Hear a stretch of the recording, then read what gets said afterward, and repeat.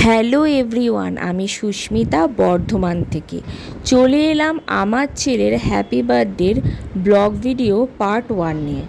সকাল সকাল রান্না বান্না করে স্নান করে আমরা বেরিয়ে পড়েছিলাম সর্বমঙ্গলা মন্দিরের উদ্দেশ্যে, যেখানে আমি আমার ছেলের জন্য বিগত 2 বছর ধরেই পুজো দিতে যাই জন্মদিনের দিন। তো এবছরও আর সেটা বাদ থাকে কেন, এবছরও গিয়েছিলাম।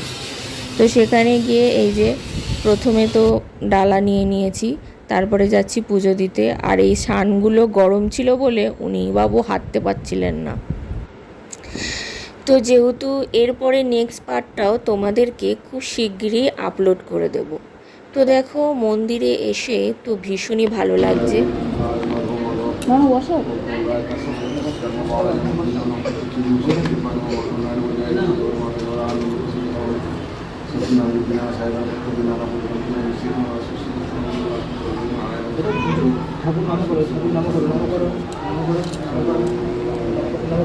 আর উনি বাবু তো এক জায়গাতে দাঁড়াই না, ঠাকুরের টিপও পড়বে না, ওখানে দৌড়াদৌড়ি করবে।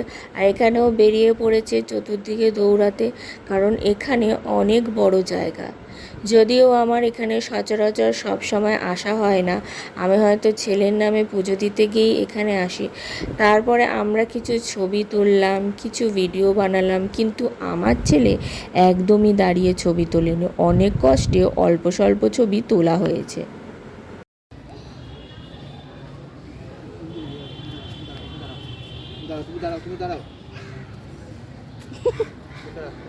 কাকে বলে ছবি তুলতে?